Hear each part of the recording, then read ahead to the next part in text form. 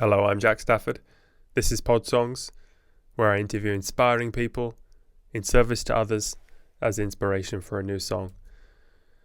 Today, I'm talking to a world-renowned specialist in human behavior, researcher, author, and global educator. I found it quite hard to pin down exactly what he does. Sort of self-development programs, relationship solutions. He has all these tools to improving the way you think. You see what you make of it. He's clearly one of a kind and a very smart guy. Let me introduce you to Dr. John Demartini.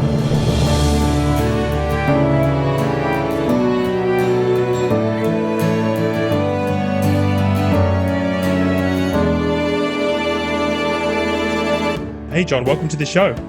Thank you for having me. No, it's my pleasure. I mean, it's difficult to know where to start with you because you have such. You've written so many books. You've lectured all around the world. You've invented the Demartini method of self development. So maybe it's better to go back to the beginning and say how you formed your character. So what we can learn from that.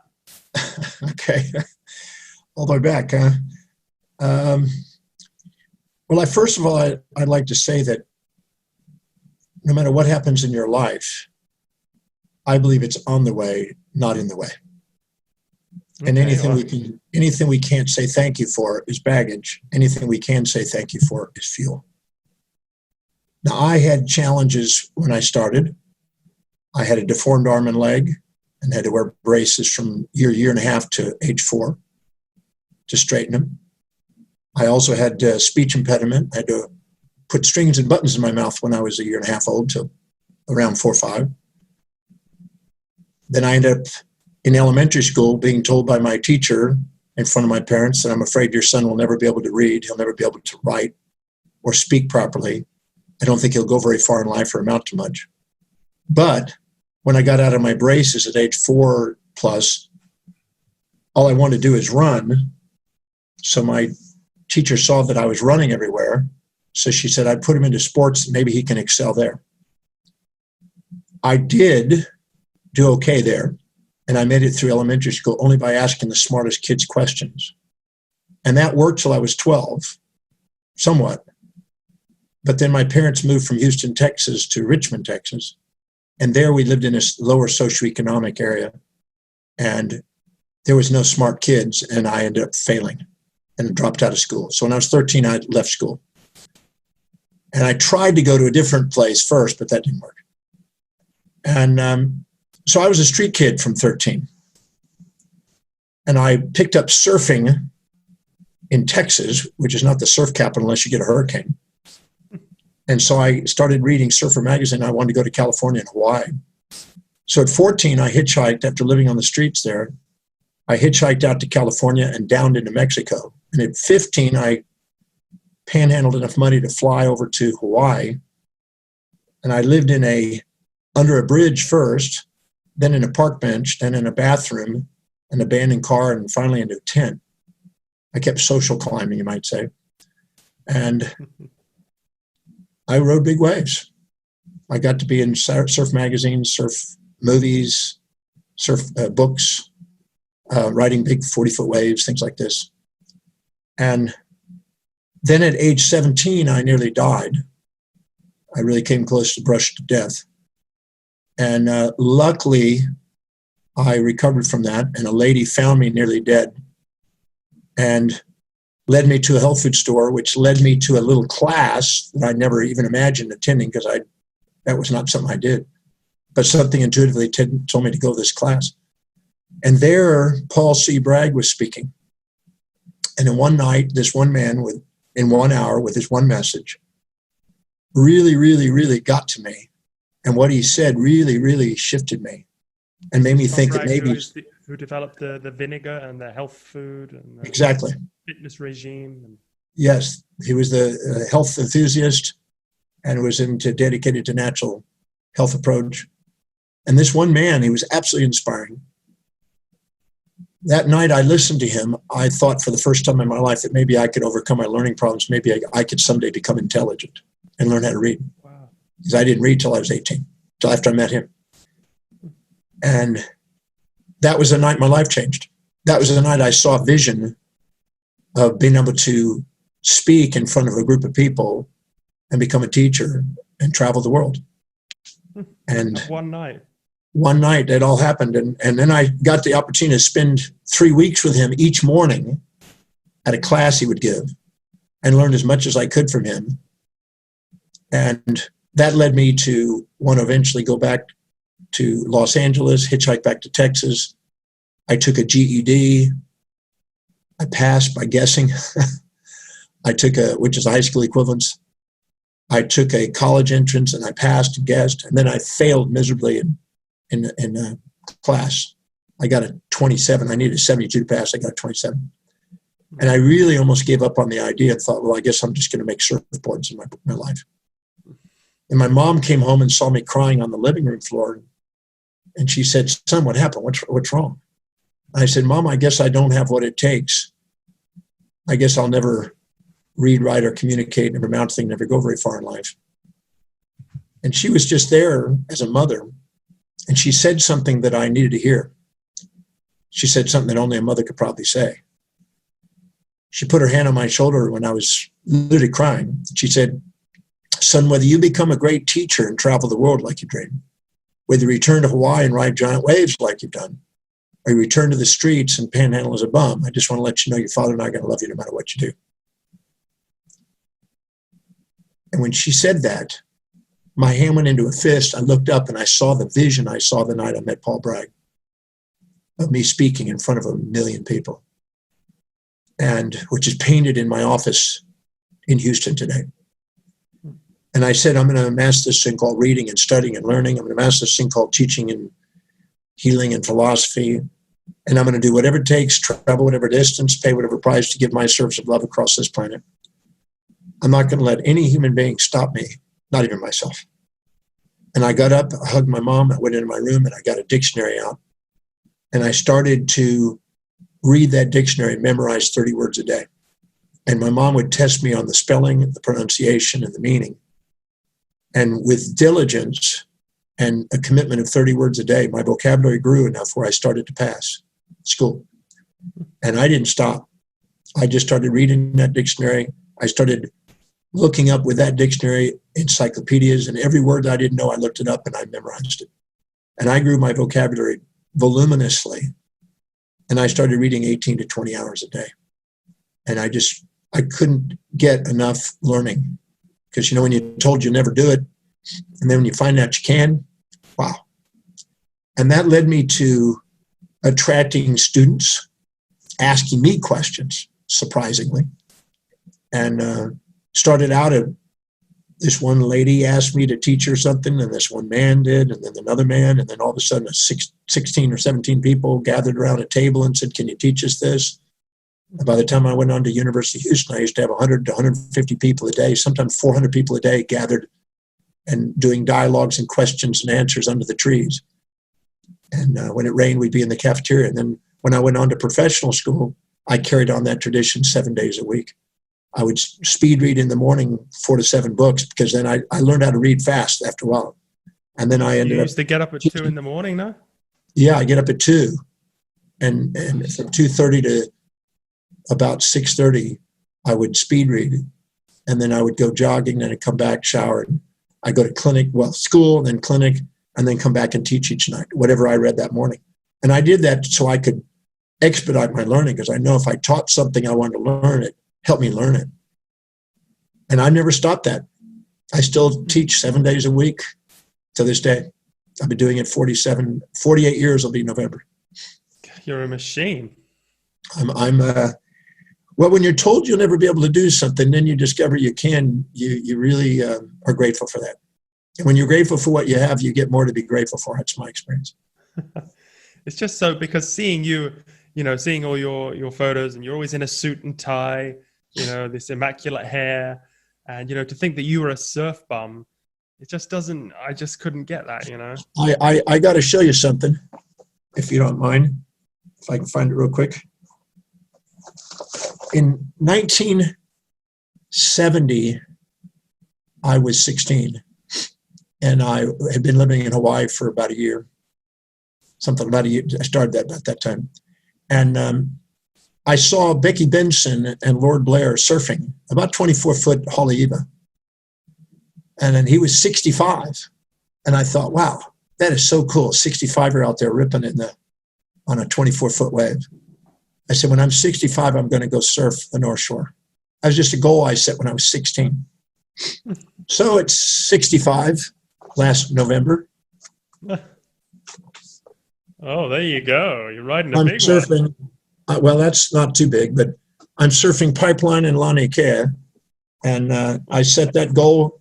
So I had 49 years of waiting for that goal. 49 years I worked on that goal, and I got that goal. Gosh, you still got it.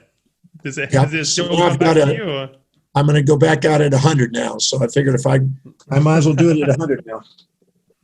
That'll be kind of a cool thing now. Gosh. Yes, you're so that just that one night inspired your whole, what was it about Paul C. Bragg that, he was so committed to his outcome. You know, he helped create a whole movement of health foods, open up 1,000 health food stores, inspired lots of people from Steve Jobs to Gloria Swanson, even Donald Trump to myself to many, many people. I mean, literally, I think I got a list of 139 people that were influential in the world that he inspired. Jack LaLanne, and all these people went on to do, you know, their mission. And I feel that that's what happened to me. I got a real clear mission that night. And yeah, he was just enthused, inspired, and present and articulate.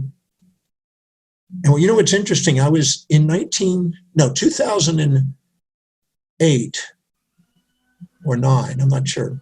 2008, I think. I was speaking in Honolulu at the Waikiki Hyatt. And it was the Breakthrough Experience, which is my signature program, which I've done 1,108 times now. And I was speaking there, and towards a little afternoon break on a Sunday, in the back of the room, a short little 4'7" woman in a pink outfit and hat came in. And it was Patricia Bragg, the daughter. And she came up to me during the break, walked up and grabbed my hands and looked up to me. And she said, "You inspired me. You remind me of my father." Oh, God, what a compliment, eh? We've been friends ever since. She called me just the other day, in fact. And we've been friends ever since. But she's known about me because I mentioned him all these years. Okay.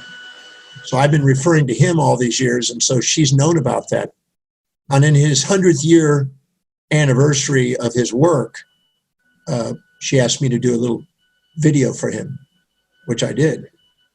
And now I think Katy Perry now runs that organization now. But I'd like to contact Katy and maybe do a little video for her group too, because he had such an impact on a lot of people's lives, changed a lot of health of a lot of people.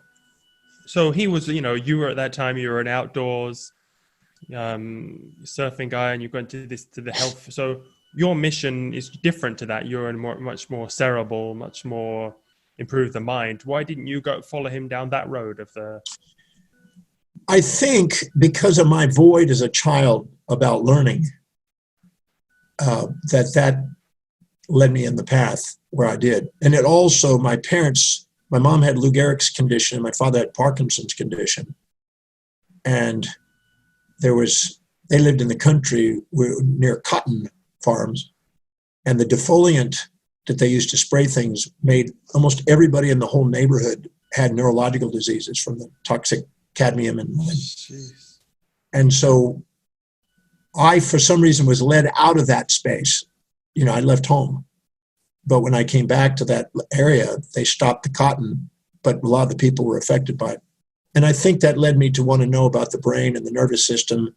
And I had strychnine poisoning, cyanide poisoning when I was 17. That's what happened. I almost died from it. And that affected my nervous system. So I got inspired to study the brain and the nervous system and anything to do with maximizing human awareness and potential and health. I started in the health area. Okay. But I lectured in the health area for many years. But I realized that I want to make sure that I emphasize the empowerment of all areas of life. And I believe that we have our spiritual quest, our inspired mission. I think we also have our genius quest, waking up original and creative ideas for the world. Our vocational quest, finding a service that's deeply meaningful that we can contribute, that's remunerated in a sustainable, fair exchange manner. Our financial independent quest, where our money's working for us, we're not having to work for money, so we're not a slave, we're a master. Our global family quest, which I believe that I've learned from Einstein and Epictetus and Socrates. Our social quest to make a contribution and make a difference in the world. Our physical well-being quest, where we are, doing amazing things at a ripe age. I'm 66 now almost, so I'm still cranking. I've got more schedule than most people at my age. And I think that, I wanted to empower all of them. I wanted to do everything I could to study as much as I can to try to help people master their lives. Because that's what I consider a mastered life, is where all of them are empowered. And you're not a victim of anything. You're not, I would say any area of your life, you don't empower people, will overpower you. So if you don't empower yourself intellectually, you'll be told what to think. If you don't empower yourself in business, you'll be told what to do. If you don't empower yourself in finance, you'll be told what you're worth. If you don't empower yourself in a relationship, you'll be told what to do around the house that you don't want to do. If you don't empower yourself socially, you'll be told propaganda and misinformation that's misleading. You don't empower yourself health-wise, you'll be told what drugs to take and what organs to remove. If you don't empower yourself spiritually, you may be subject to antiquated cosmologies and theologies that may not be living in holy curiosity at the frontier of what we could be doing with our potential today. And so I'm a firm believer in giving ourselves permission to shine, not shrink, and to stand on the shoulders of giants in each of those areas and do something extraordinary on planet Earth. And I love studying anything that might give me an insight that could help somebody do that. And I wanted to do that for myself. I'm narcissistically want to do it in my own life. But Albert Einstein said the greatest teacher is exemplification. And if you want to teach, you have to exemplify it. But that will inspire other people to do the same by your actions, not just your words. Yeah, well, you've certainly done that. You talk a lot about fear in your work, overcoming fear. You talk about 7 fears that are holding us back, and they're all self-imposed. So maybe you could talk a little bit about that. Certainly. Fear is an assumption that you're about to experience through your senses or imagination in the future, more pain and pleasure, more loss and gain, more negative than positive, more disadvantage and advantage. And it's an assumption. It's not a fact. It's just an assumption anticipating the future. And what's interesting is you can also have aphilia. The opposite of a phobia is aphilia, which you can have an assumption that you can experience in the future in your imagination or senses.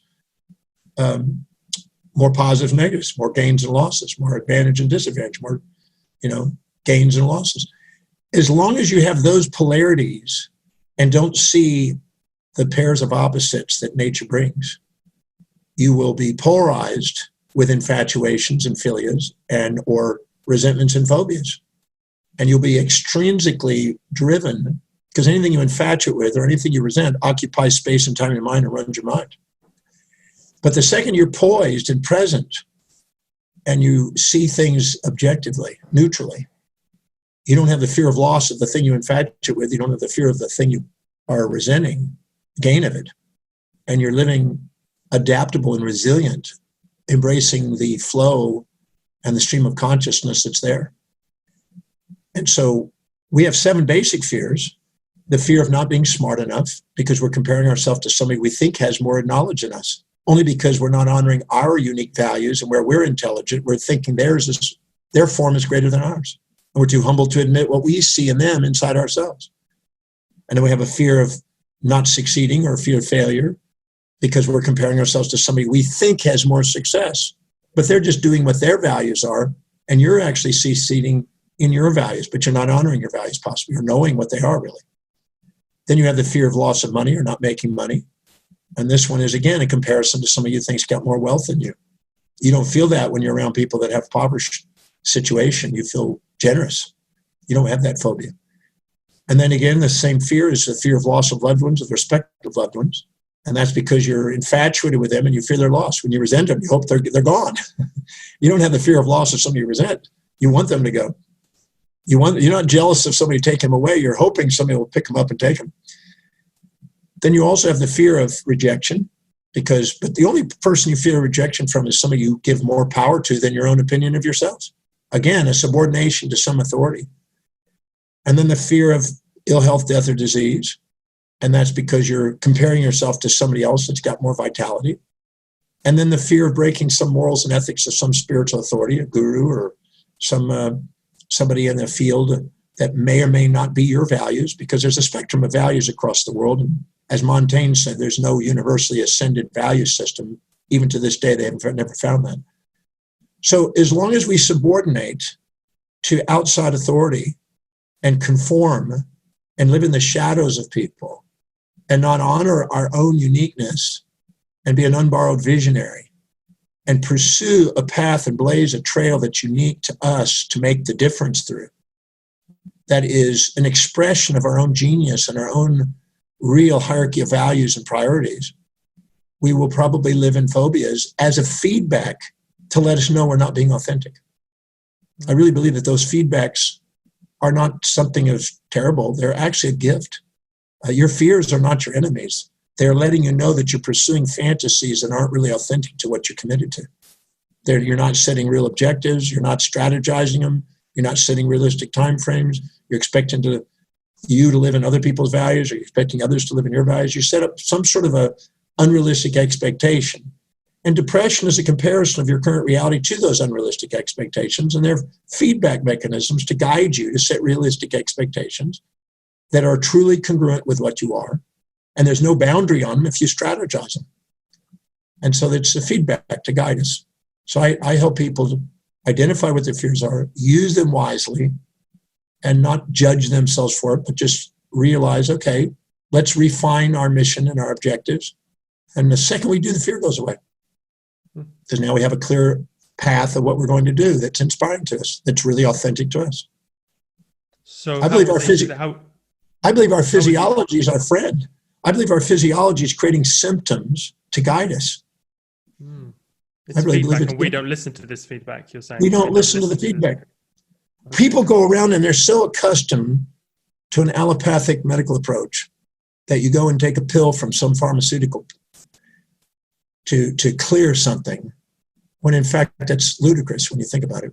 If you go out and pig out and oink oink, and you wake up the next morning with cramps and gas, stomach ache, maybe diarrhea, headache, eye irritation, nose congestion, things like that, and you go to an allopathic physician, he may say, well, okay, here's an antacid, here's an analgesic, here's an antihistamine, here's an anti-flatulence, an anti-poop medicine.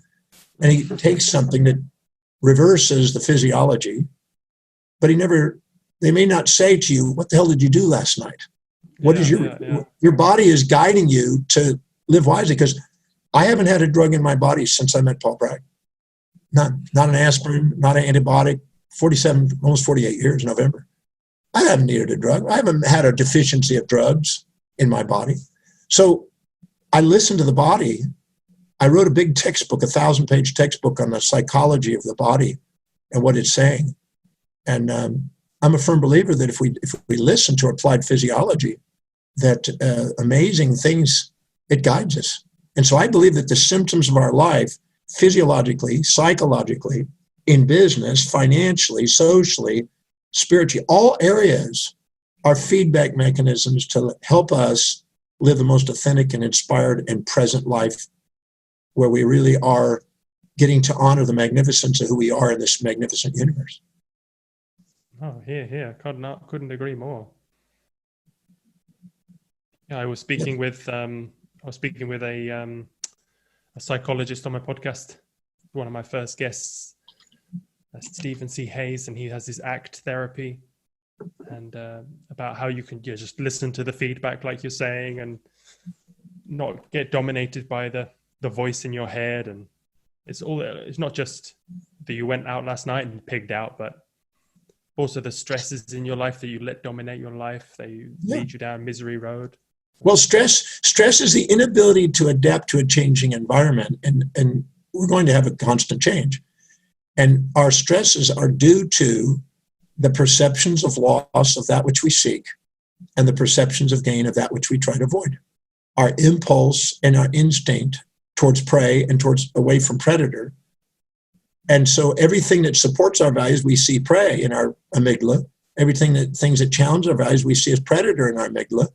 And so when we're not living by our executive function in our forebrain, by living by priorities and living by highest priorities that inspire us, that we spontaneously can't wait to do, when we live by lower values because we've injected the values of others and trying to be somebody we're not, envying them and trying to imitate them, which is suicide, our body gives us feedback, and it gives us phobias, because those are the two basic phobias, and it gives us the distress response, which is a feedback to let us know that we're in our amygdala hedonistically pursuing a one-sided magnet when life has both sides to a magnet.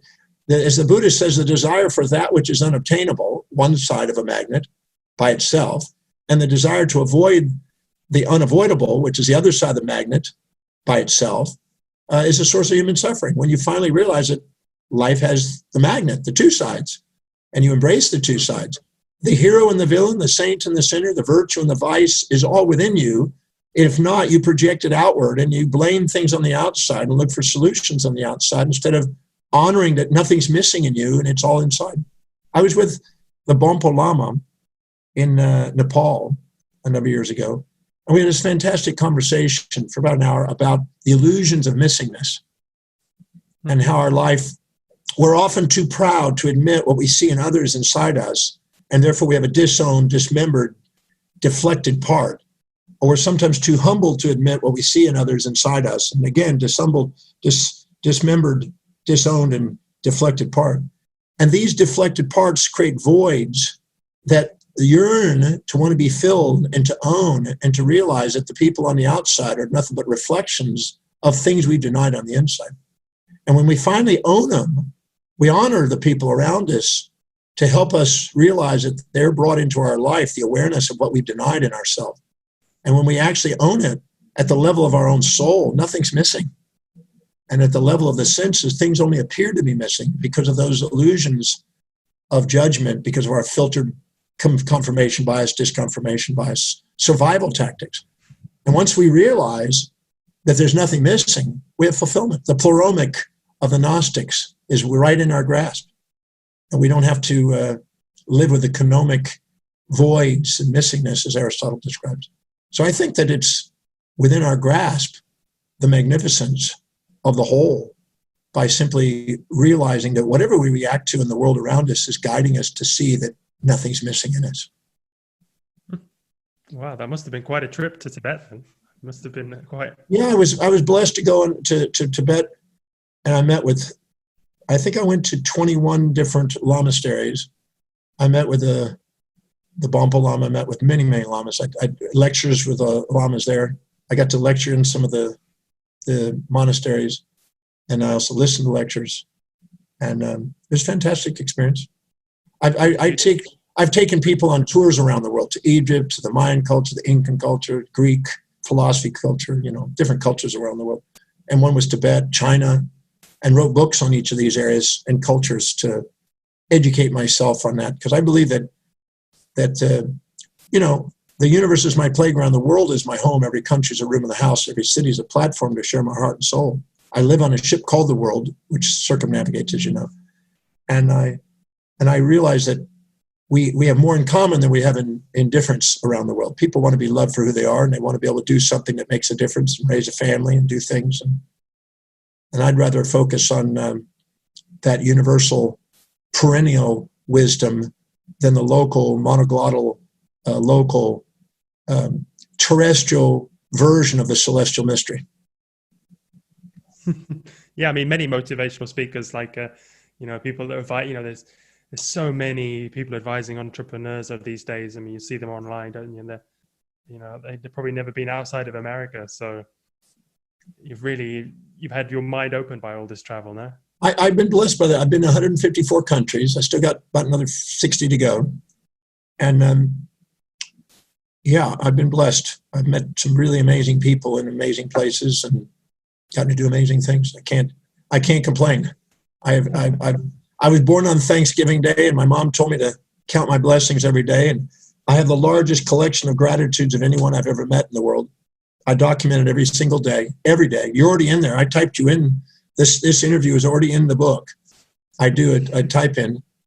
I just, yeah, I've been blessed. I get to meet amazing. I just right off before I got on here, I was on with the leading actress, model, and singer in Istanbul, working with her just right before we got on.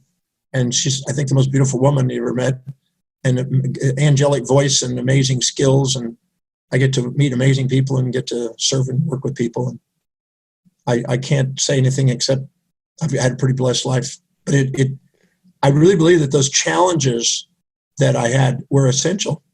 I tell people, no matter what you've been through or what you've gone through or what you are experiencing, look at it and ask the question, how specifically is this helping me fulfill my mission on earth? And see it on the way, not see it in the way. And it'll be fuel, it won't be baggage. And it'll catalyze creativity instead of frustration. And I'm a firm believer in taking the time to do it. And I don't mean optimistically. I'm not optimistic. I'm a balanced thinker. Because I think to extract the meaning out of existence in the existential world, if you're manic and you're up and elated, you need to find the downsides to center yourself. And if you're down, you need to find the upsides. So to extract the mean is whatever side that you're unconscious of, become conscious of it, be fully conscious, and see the mean, which is the center between the pairs of opposites. And the synthesis and synchronicity of these opposites is illuminating and inspiring and initiates true grace and presence and mindfulness and allows you to bring transformational healing. But I think that's still the greatest healer there is. No extrinsic thing is going to heal as much as the intrinsic love of the order of the universe, the hidden order that you see when you ask the right questions. That's truly healing. I think the disorder in physiology is a result of the disorder of our perceptions. I went through the Oxford Dictionary many years ago, and I found that I went through page by page neurotically. I'm a pretty neurotic guy, I guess. I went literally through this giant dictionary, page by page, and I circled every human behavioral trait. I found 4,628 traits in this book. And I thought of the individual that I had heard about or read about or seen that was the most extreme example of that behavior. And then what I did is I thought, where and when do I display and demonstrate that behavior to the same degree as I see in the most extreme individual? And I didn't want to admit it in many cases, but when I looked honestly and self-reflected and introspected, I found that I had every trait. I was nice, I was mean, I was kind, I was cruel, I was open and closed and honest and dishonest and loyal. And I was all pairs of opposites. I found that I had demonstrated all of them. And then I realized that there was a place for everything, kind of like in Ecclesiastes 3, there's a time for everything under the sun. And I really realized that I don't need to get rid of half of myself to love myself. I can love myself for all those parts. My hero and my villain, as Machiavelli said, or as Nietzsche said. And I'm a firm believer that people are trying to get rid of half their life and get rid of half of their friends' lives and their loved ones' life and the world in general, and expecting them to appreciate the universe when they're trying to get rid of half of it. It's a contradiction. So I'm a firm believer in honoring the magnificence as it is, instead of comparing our current realities to a fantasy about how it's supposed to be. I think it was Carl Sagan that understood this wisdom and said, I imagine a universe far more magnificent than we first have a glimpse, as Leibniz said too. And it's my job is to go and dig deeper and to discover its magnificence and not to impose my limits on it. Okay. You're going deep. And also about the gratitude effect, that point in particular caught my eye. You're obviously practicing that in everything you do. Yes. How can people implement that more in their life? Well, I think I just do a very simple exercise. I have a 25 volume. This is volume 1. I read it. That's a big book. There's 25 of those. This is the tail end of one of the volumes, but I document every day what I had the opportunity to do. That's a lot. And it's a pictorial biography of everything I get to do. The people I get to work with, the celebrities, the models, the sports people, whatever it may be. And I keep record of everything. And I say it this way. I close my eyes and I said, okay, I had the opportunity to meet with so-and-so or be interviewed by so-and-so or consult with so-and-so or do this television or radio or newspaper or magazine or read this book or go to lunch with this individual. And wow, I just document what I got to do. Spend time with my kids, help them in their issue. I document everything I do. It's a biography, a pictorial biography and video biography of my life. And it's inspiring. It's absolutely inspiring. I think it's a way of metricing. I get to document because when I set a goal, if I say I want to do a goal and I want to go to every country in the world, so every time I go to another country, I document it. It's in my metric. Every city. I've done 2,035 cities of speaking now. And so I document every city, every country, every program, every corporate consulting I do, every speech I do, every radio, television, newspaper, magazine, webcam, podcast. And we metric who we're reaching, what we do, what the message was, I document. And because I want to make sure that I have feedback to assure that what I'm focusing on is real. Because if I show no evidence of what I'm focusing on, there's no metrics, then I must not be a real goal. If it's really a goal, then I will show evidence of it, and I will be able to use that metric to refine my actions to get that more efficiently. And so I keep records of all that. And people go, well, you're kind of neurotic. And I go, yeah. But when they read it, they're brought to tears. I don't know if anybody has read this book that didn't come to tears because they just realize, wow, if you really do master your life and plan your life, you can actually create a life that you want.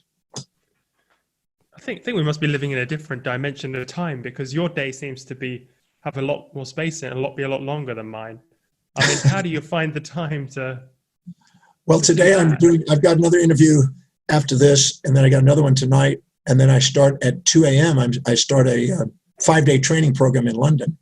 So at 2 a.m. So because you're in Houston, Texas now. I'm in Houston.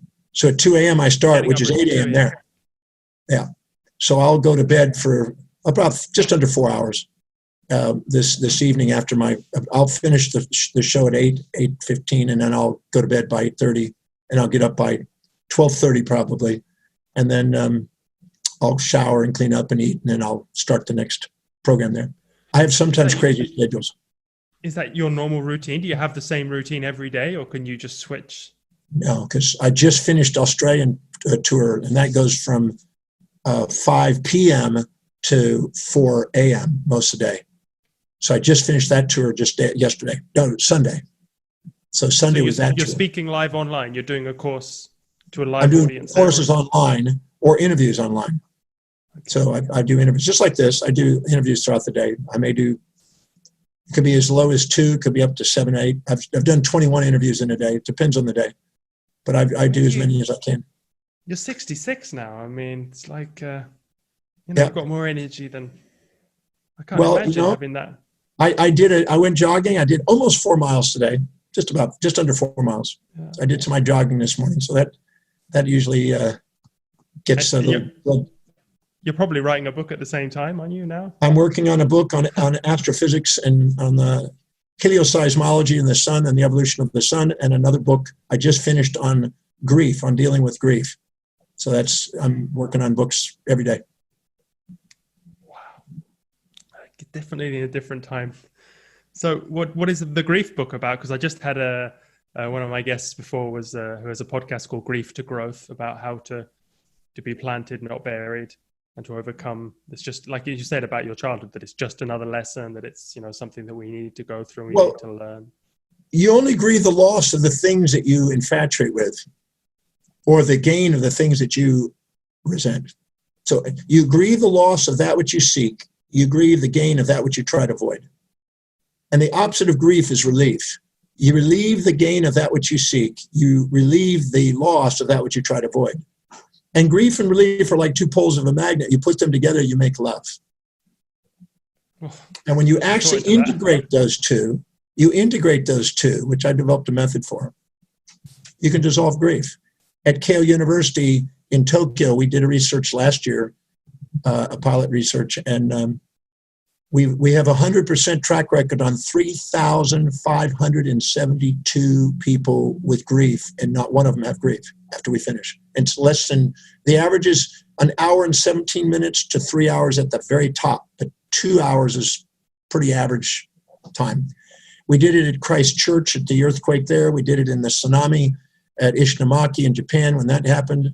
And we did it again at the prefecture earthquake 3 years ago in Tokyo. And that's what grabbed their attention at the university.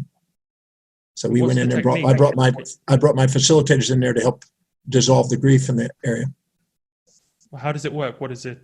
How does this? It's a series of questions. You identify what specific trait, action, inaction, do you perceive this individual displaying or demonstrating that you admire most and now miss most? And then you identify, at the moment that you perceive them now missing, who emerged in one or many forms, male or female, close or distant, virtual or real, self or other, to emerge those behaviors because they're conserved. The energy is conserved. It's not lost. And I learned that really when I was 14, hitchhiking into California. I learned that principle. And we identify it until it's quantitatively and quantitatively equal. And then we go over and find out what was the downside to the thing that you infatuated with. Because when you're resenting somebody, when Saddam Hussein, not Saddam Hussein, but when Donald Trump got Soleimani out of Iran and killed one of their generals, the people in Iran were grieving, but the people in America were leaving because they saw him as a villain and they saw him as a hero in Iran. And but if somebody like that we admire passes, then we grieve. If somebody we despise passes, we relieve. So it's not anything to do with but our ratios of perceptions and these ratios of perceptions are malleable. These ratios of perceptions are what's causing the associations in the brain and causing the chemistry. Perceptions determine chemistry. If a tiger came in behind you and entered the door behind you, a 14-foot tiger, and was about to bite you, and you turned at the last second and saw the tiger, your cortisol levels would go up, your substance P would go up, your osteocalcium would go up, your norepinephrine, epinephrine would go up, serotonin, estrogen, enkephalons, endorphins, and vasopressin, dopamine, they'd all go plummeting within a millisecond. So your chemistry is not the cause. The chemistry is a concomitant response of subconsciously stored perceptions that people have. And if I change the ratios of perception, I can change that chemistry and release that. And I've demonstrated it. I've been doing it since 1984, and I haven't had a failure with it. And that's why they did this study on it. And so I wrote this book about that. And it's just asking what's the downside to the original form and what's the benefits of the new form. And once they're leveled, there's no way you can have grief. It's that simple. And it doesn't take years or months. It takes minutes to hours. And I bet money on it. I've won every time. I've done it on TV. I've done it on radio. People don't believe it's possible. They think that's not fair. You should be grieving. Grieving actually causes cardiovascular, endocrine, digestive problems if it's prolonged. Prolonged grief syndrome is detrimental to the physiology. So there's no reason we have to have that. And I've been observing it since the 80s, in the 70s, really. I've been observing it and paying close attention, trying to figure it out. And I taught neurology and brain things, and I've been studying neurochemistry. And so I got it figured out. There's a solution to it, and it's a science, and it works every time. And I've taught thousands of people how to use it, and they're using it. So it's a very, very inspiring piece. When someone's grieving, like they've just lost their child or their mother or something, and you give them a questionnaire, I mean, does that... No, it's not a questionnaire. It's making them accountable to answer the questions. If I give them a questionnaire, they're going to stop at their comfort zone. They're not going to do it because they're going to be brainwashed into thinking that you're supposed to grieve, because animals do that. And that's our animal nature. Our amygdala does that, but not our executive function. Our executive function has a capacity to transcend that. And so we think we're loving somebody, but we actually, when we're grieving, we're actually showing that we actually have them split into infatuated parts and resented parts, and we're unconscious of the resented parts, and we're conscious of the infatuated parts. And that's not what love is. That's a polarization and a value judgment projection onto the individual. Once I get them to love the individual, they feel present. And there's no grief. There's the presence and honoring of what is, instead of a comparison of the way it is to the way it should have been or wish it would have been or how it was supposed to have been. It's Maybe really that's quite something profound. you could make people do before they get married, to check they're not getting I married because of actually the- do have premarital questionnaires that I encourage people to do to keep them in their heart and not get caught in infatuation, resentment volatilities. Because what happens, you get infatuated with somebody, you eventually set up these fantasies about how they're supposed to be with the dopamine and vasopressin, oxytocin. And then what happens, you get this serotonin fantasy and you get cocky with your addiction to that. And then you punish them if they don't live up to it. And you don't even tell them what it is. And they're supposed to guess. And it's all concocted in your head and not even in their minds. And then you wonder why you're now resenting them. And they're going, what did I do? They want to be loved for who they are, not for the fantasy you've imposed on them. And many people confuse that. And that's the cause of many disturbances in relationships, is the projection of our proud-based narcissistic assumption about how somebody else is supposed to be living in our values. That's not real. Gosh, there's so many ways that your work can help people. I'm very inspired. I get to work and watch lives change every day. It's just very inspiring. And how do you, because you mentioned you have a team helping you, do you have a big organization or you work with researchers or universities? How do you get your ideas into action like this? I just do a lot of radio, television, newspaper, magazines, movies. We filmed 42 movies. I think 24 are out now. And we just try to get messages out there. I do interviews as often as possible. This is the third one today, and I've still got two more. And then I start a seminar at 2 a.m. So I just keep doing it. So people come to you and say, we're interested in this as well. Can we? Yeah. And Jane Goodall said something that Charles Darwin said. Darwin said that if you have a minute of idle time, you're not committed to a mission. Because if you realize that your life is precious, you use every minute of it. And then you realize, Jane Goodall says, I just made a commitment to get my message out by just doing every possible thing I could do within every hour of every day. So, when your why is big enough, the house take care of themselves. You somehow attract people, places, things, ideas, and events that synchronously align with that. You know how it works, and then you get opportunities. And I just keep doing it. Keep doing it. Wow. So I've got to condense this down to a song. So I think there's two ways we can go with this. I can either get the red line throughout your work, and that you're pushing in one direction, and that's what's the overall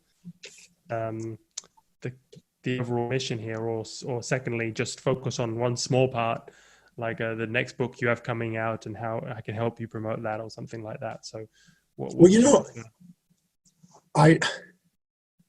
I'm researching at all times. This new text I'm doing is on the sun. There's been throughout the ages different philosophical views. Aristotle had a view, and all the way back to Thales, the pre-Socratic Greeks had a view in Panpsychism. They believed that underneath space, time, energy, and matter was a consciousness, and that space and time were emergent out of consciousness. Conditional consciousness was spaceful and timeful, which led to gravity. An unconditional consciousness, which was spaceless and timeless, which led to photons of light. And so this universe had an underlying field of consciousness underneath it. And there are probably 1,000. I could easily list 1,000 names, from Schrodinger to Max Planck to Einstein to many people, Whitehead, many philosophers that understood this, Strawson, that understood this great field of intelligence that's undergoing life.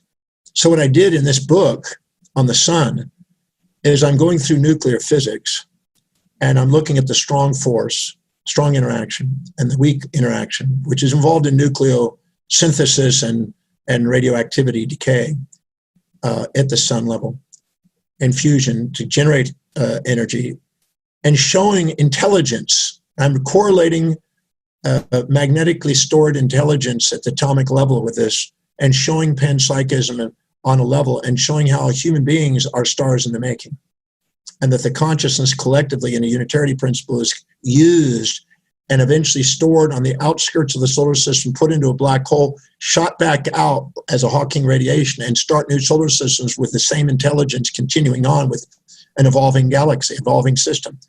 So I'm basically going through and correlating atomic physics and astrophysics, solar physics, human psychology, the advances of knowledge and atomic storage systems of information, entropy. I'm covering probably about 1,400 different areas in summarizing in this text on the relationship between man's evolvement, because we're headed past globalization into solarization this century. And so we're going to be, finally colonizing planets, possibly some moons in the future, and learning how to deal with radiation. And eventually we're going to start thinking on a solar scale. Our religions will have to adapt. We have to live with holy curiosity and expand. The terrestrial sphere will be a small constraint compared to the celestial view. Traveling in space will be normal. These are headed. Galactic, I was involved in Spaceship One launch in 2004, and I've been very involved in that field in astrophysics and astronomy. I tried to work at NASA as a special missions astronaut back in the 80s, but I got rejected because I couldn't follow authority. I was too original thinker. But I'm a firm believer that we live in a magnificent, intelligent universe, and that there's a way of demonstrating it. I mean, yeah, I've had physicists that are really atheistic and mechanistic scientists, and they all of a sudden are just humbled. And they go, wow, I never even remotely thought of those angles. And try to awaken people, because I think that true science and true religion don't fight. I think that there's a way of merging those, and there's a way, and I think love is still the answer to this. Not love. It's Wheeler said it at the University of Texas and then advanced studies at Princeton. He said that there was a seed of the fourth power running the universe and a participatory universe, and he believed that there was love underlying it all. And I'm a firm believer that that's the case. And so I've been working my little butt off trying to put the physics and philosophies together on that to honor that, leave that as a piece. So this is just one of books. I did another one on astrophysics, on cosmology, the origin of the universe, another one on origin of man, origin of life. I do these textbooks on whatever I'm inspired by. That's because I just had, talking of panpsychism, I just had a Bernardo Kastrup who was talking about idealism as opposed to, as an alternative to materialism against. Physicalism and materialism is a kind of a counter construct compared to the panpsychism. But panpsychism is emerging again. It's coming back into the era. It's kind of been suppressed for a while, but it's now back because the evidence is pointing more in that direction as we go along. But he was quite anti-panpsychism because he says it could lead towards, AIs having as many rights as a human because everything is conscious. So yeah, I think there's different interpretations of panpsychism that way. I don't know if that AI is not but a subset of panpsychism. And to be gloomy doomy or zoomy boomy, I think are both psychotic perspectives. I think that there will be a check and balance system in the use of AI, that humans and AI will work in conjunction to keep that check and balance in place. Everything has two sides. To see one side or the other is to, be concerned, but I don't have those concerns. I see both sides, and I keep my mind focused on both sides, so I don't react. I proact. But it's good to go back to what you said about the sun having intelligence. So you're saying that the sun is you say it again. Well, we're part of the sun. The sun's going to engulf us, and the information. I went in 1993, Scientific American, August edition. There was a small little paper that Freeman Dyson, who is at the Institute of Advanced Studies, he took over Albert Einstein's office there. He wrote a little piece and says, if the universe was to expand, that's basing it on an inflationary expanding hypothesis, which is just a model. It's not a fact, it's just a model. If it was to expand, what would happen to consciousness? And he believed at the time that it would be stored in charged particles of light, which is the only logical thing that we have so far. in some form of virtual photon between photons and particles, complementary opposite particles, positrons, electrons, which is a thing that we find in nuclear physics. Now this, I then went to Institute of Advanced Studies and I met with Friedman and we had a conversation about this. And this guy's a bright guy. He's not a slacking guy. He's a panpsychic. But he took over Einstein's office. He's been in there ever since 1955, and he's a very bright guy. He's written a lot of stuff. And he's definitely a panpsychic involved. And he has basically believed that information is conserved. And this has caused problems with the Big Bang model. Hawking tried to solve it with the idea that we have an infinite coming into existence in the so-called Big Bang, and then we have the quantum vacuum, and then the Big Bang explosive, the expansion of space-time, inflationary period. These models are attempts to solve these problems. But the unitarity principle and the idea that information is conserved is now a very strong conserved construct in physics. And Susskind at the Perimeter Institute and at Stanford is trying his best to try to find a way of showing that the information that's sitting in a solar system, how it's not lost. And the information, he's found a way to explain this through holographic theory and storing on 3-dimensional, going into 2-dimensional throats of black holes, and then returning back into 3-dimensional things. And this looks like it may be accurate. This is what Walter Russell was implying back in his times. But it looks like it may be some merit. And if so, then there's a conservation of information and there's an evolving universe, and the anthropic principle will rule and govern. And the random constructs will have to be subsided, because we go around and we say that there's a random uncertainty principle inside of all of the universe. And yet scientists, if it was truly random and there was chaos and there was no order, they would not even waste their time on trying to find the laws of the universe, would they? They wouldn't be pursuing it. So there's obviously a conflict of that atheistic model inside the human psyche. We have a yearning to want to find patterns and order in things, whether they're artificial or not. And some of those patterns we discover are real. And I think that there is a yearning to do that. And I think that there's a conservation of information. I've demonstrated that when people die. I've demonstrated that in grief processes. I can easily demonstrate that will convince people when they watch it. I've had some very skeptical people watch it and they just shake their heads. And so, yeah, I think that we're living in I'd like to imagine that we live in an infinite universe with an infinite number of experiences of love, which is a synthesis and synchronicity, complementary opposites, at all scales of existence, from Planck, transplanking, subplanking, all the way to we don't have a boundary, for eternity.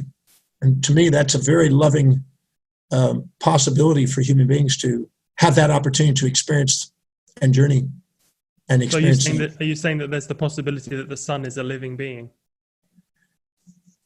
A living being, we don't want to anthropomorphize it and personify it as a human form. That's what people keep doing. Or a center of consciousness. Yeah, a collection of intelligent information that, when the French Nobel Prize winner who discovered AIDS with the other guy and they got their Nobel Prizes, he did research recently on water. I'm sure you've seen it. Yes, water memory. Yeah, the water memory. And that's pretty cool stuff. I thought about giving him the first Demartini Prize, actually, for that. And he's basically saying that there's inherent subtle energy sitting there that's giving rise to forms. And I think that what we've done is we've dishonored that. We've let our limited senses stop us from acknowledging that there may be something more than that. I really believe there is a matrix that not the matrix like the movie, but a matrix in the universe that is demonstrating in every Planckian moment in the fabric of space-time, in a stream of consciousness, these pairs of opposites that are there, and giving us an opportunity to be fully conscious and see them. And we see, when we're conscious of the upsides and unconscious of the downsides, we get elated or infatuated. We're conscious of the downsides, unconscious of the upsides. We get depressed or resentful. But when we become fully conscious, see both of them together, we synthesize these pairs of opposites into love. And I believe that with every perception, I wrote a book on the illusional basis for man's health and disease back when I was 23, on how perceptual illusions affected physiology. And I really believe that at the moment we perceive, there's pairs of opposites born, but we filter it with our sensory awareness through the pulvinar nuclei of the thalamus. We filter these things out and we only see what we want to perceive, and we're not seeing the whole. And we're creating a dialectic with somebody with an opposite set of values seeing the opposite side. But if we see them fully, we'll be in awe, and we'll actually be brought to a grace of love. And I believe that that's all there is. And we have chosen not to see it because of our own bias and our own, limited education. But the more profound we explore and go down the rabbit hole of opportunity in the mind, the more we get to get a glimpse, a just momentary glimpse of this magnificence. And when we do, we see that there's been nothing but love. All else was an illusion.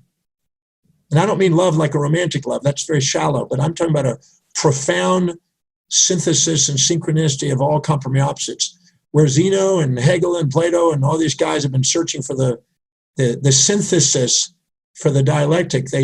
It's there. And I've found a way of accessing that in the mind to see it synchronously. And it's a very profound thing. I call it the Demartini method to help people see that. So you're saying love is an energy and not an emotion? No, emotions are polarized feelings because of conscious-unconscious splits. And they make you seek or avoid. And you're caught in your little amygdala.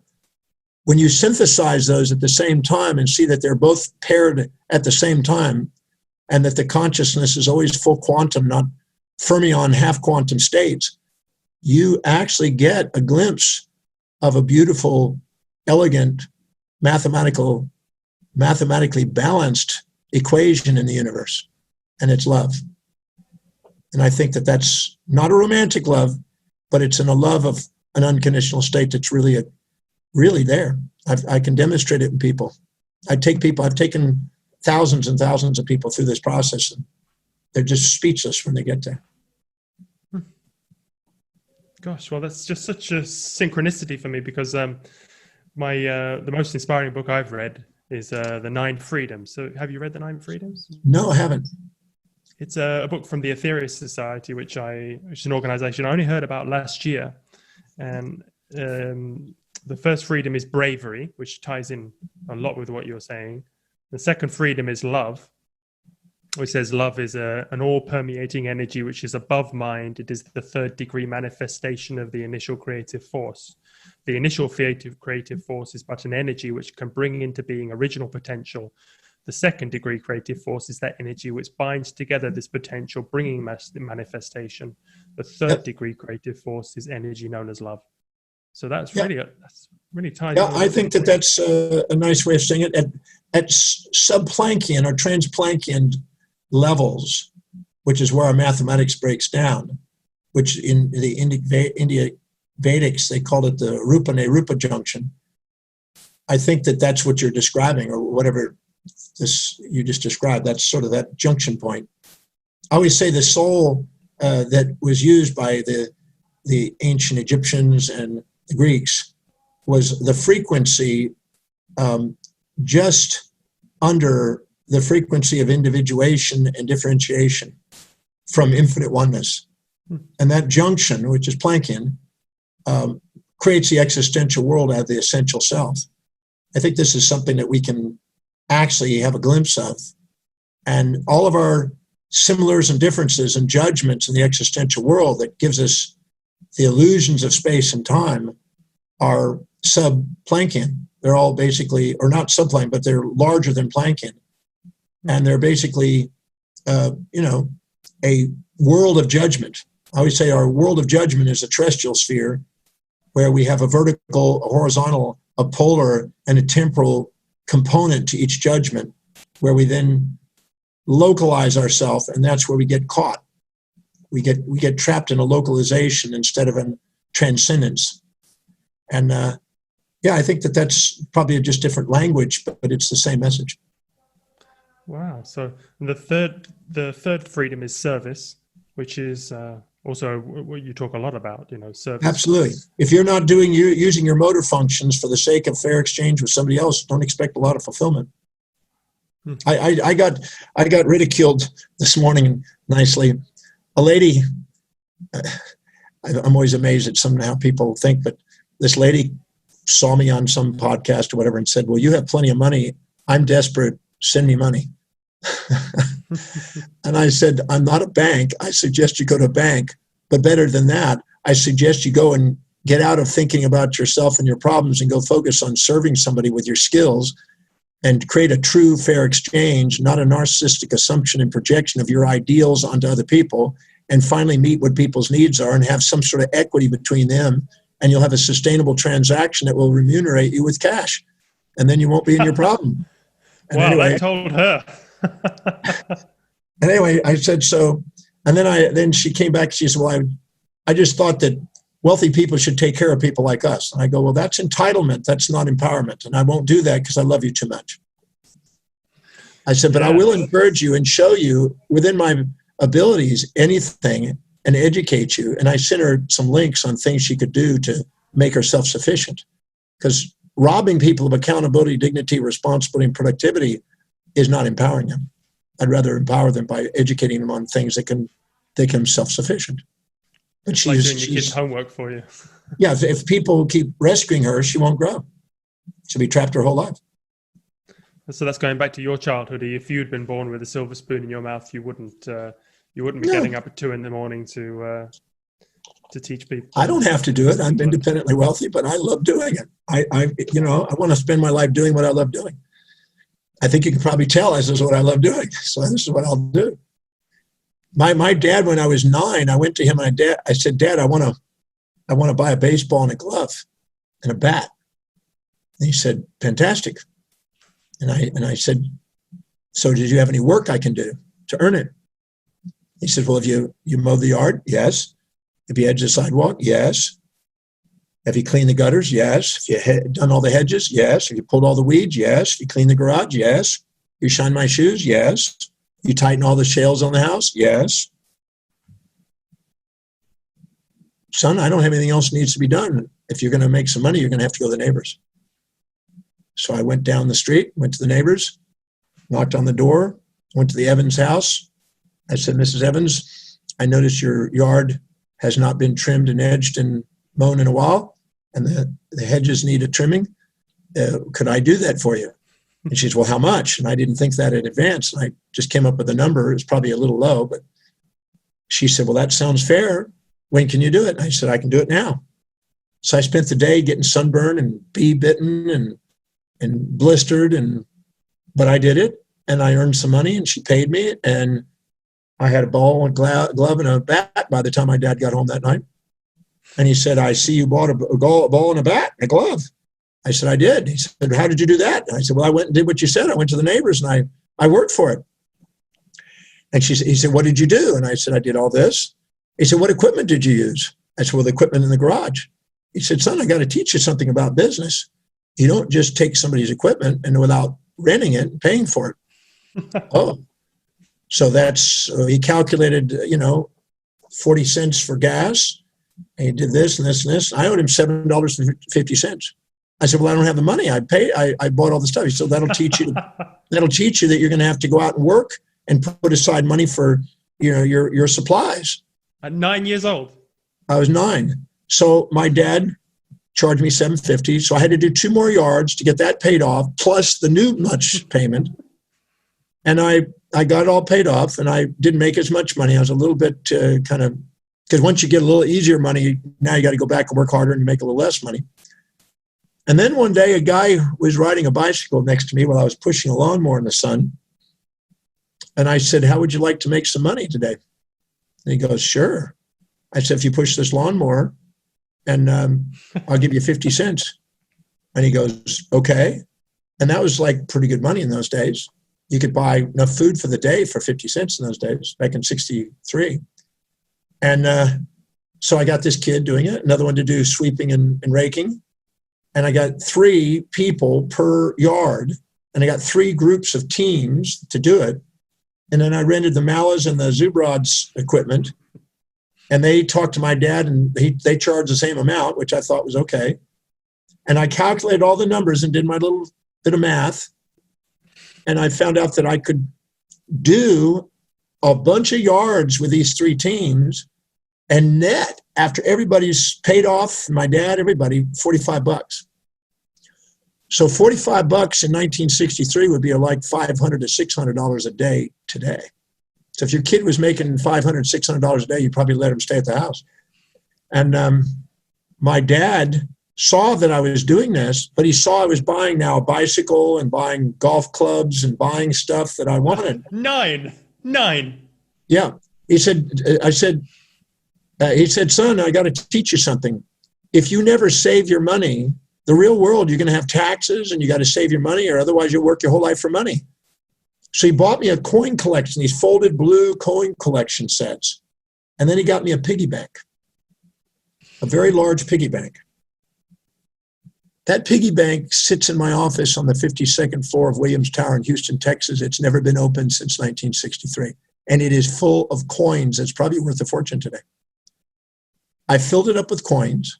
I filled up the money collection sets. I started to save. My dad was trying to teach me to think longer term. And I kept that bank to remind me to never forget that principle. Now, my dad then saw that I was saving. And he said, now he came to me and he says, I want to do a conversation with you. And I said, okay, the last time it cost me money. What's it going to cost this time? Your dad was tough. Well, no, he was caring. Because what he did is he said, I want you to know what it's like to buy your freedom.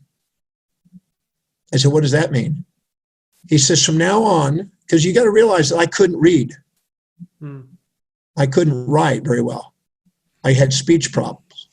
So my dad wanted me to he wanted me to learn anything I could that would be street smart to make sure I would survive out there. So he said to me, I want you to know what it's like to buy your freedom and to know what the real world's like. From now on, I'm going to start charging you $750 a week to live at this house for clothing, food, and rent. And you're going to pay, and this will be partly your freedom here. And now you'll be able to go anywhere on that new bicycle of yours, anywhere you want to go, as long as you're home at 9 o'clock at night. You have freedom from the time you get up in the morning to do anything you want to do, but you just got to be home at 9. That's all I ask you to do, son. But you're free, but you pay $750. I thought that was a fair deal, and I could make $750 pretty quick in a couple hours, 3 hours. So I thought, okay, cool. So I got on my bicycle and I started riding 35 miles sometimes in different directions, exploring the city and the whole outskirts, just going off, and halfway through the day, I'd turn around and come back. And that was an exploration. And then I'd work. And my dad was trying to train me into how to be more of an entrepreneur. By the time I was 12, I was hopping trains to different cities. By the time I was 13, I was hitchhiking to different cities. And 14, I hitchhiked throughout to California and down into Mexico. So I was adventurous. And I think my dad partly for that. He wanted to make sure that I was, if I couldn't make it in school, at least I wanted to make it as an entrepreneur kind of guy. Well, he'd have been very proud of you. Well, he before he died, he used to come sometime to my lectures, and sometimes I'd stand up and I'd talk about my dad. So he was a pretty cool guy.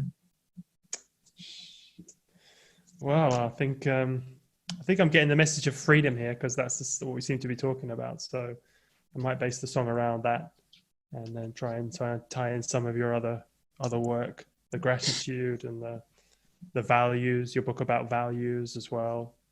So yeah, it'd probably be as thick as one of your journals by the time I finished.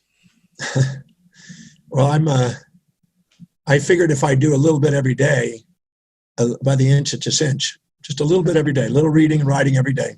Be surprised what you can get accomplished. Is there anything else you'd like to add or have in the song? Well, I believe that every human being has a set of priorities in life, a set of values in life that's unique to them, a hierarchy of values, and things that are most to least important in their life. And if you fill your day with the highest priority actions, that's highest on your values, that are most deeply meaning, that are really, truly inspiring to you, and you fill your day with those things, your day doesn't fill up with low priority distractions that devalue you. So the universe rewards you for living authentically according to what you value most. And when you do, you're most inspired spontaneously, you're intrinsic, you don't need outside motivation. Even though you may have thought of me as a motivational speaker, I consider myself as an inspired educator more so than a motivational speaker, because I don't want to motivate somebody to do something. I want them to discover what's intrinsically called to do and demonstrate a life that can help them do that. I find that that's way more effective.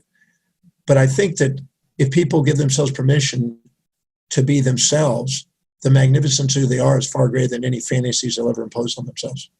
And to not live in the shadows of anyone, but to give themselves permission to own all the traits they see on the people around them and stand on their shoulders and go do something amazing. I think people deserve to do something extraordinary with their life. So that's what I love doing. I love doing what I can to help people do that. It helps me do it and helps them do it. So we both win. Okay. Well, that's a great note to end on. So if people want to learn more about you, you can go to your website, drdemartini.com, or your books are on Amazon, your classes are on Facebook. Is there any other place they can? Yeah, just if they go on my website, I have a daily Dr. Demartini show podcast. It's got stuff going on all the time. There's radio, television, newspaper, magazine interviews, thousands of them.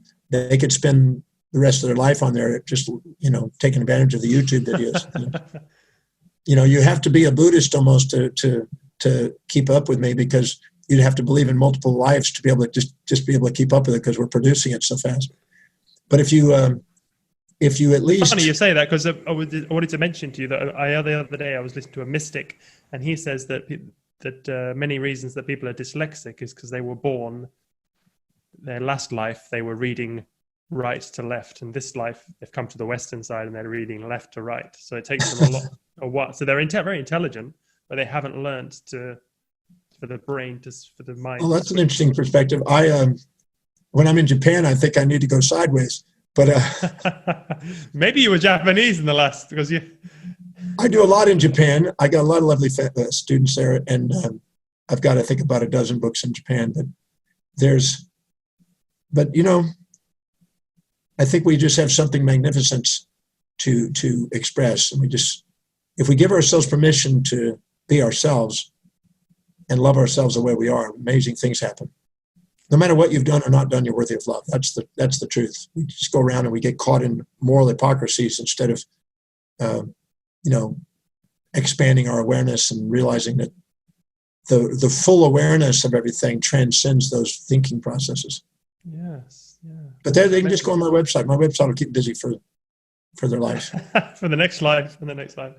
Okay, that love. Yeah, that's something else as well. So, I need to digest this. So thanks very much, John. It's been very inspiring, and you certainly went deep, and I really appreciate you giving me this time.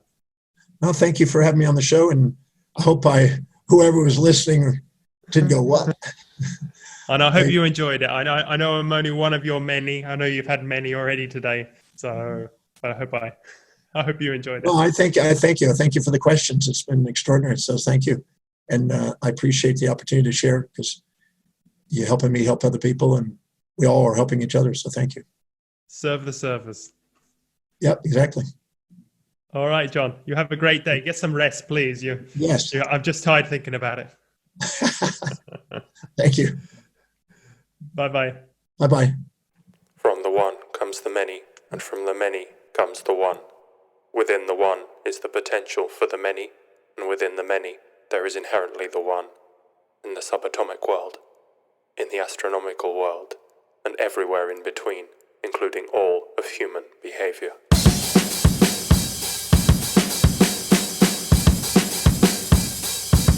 In the universe, expanding now, forming super galaxy clusters that will contract back into the one. On the earth, in geology, tectonic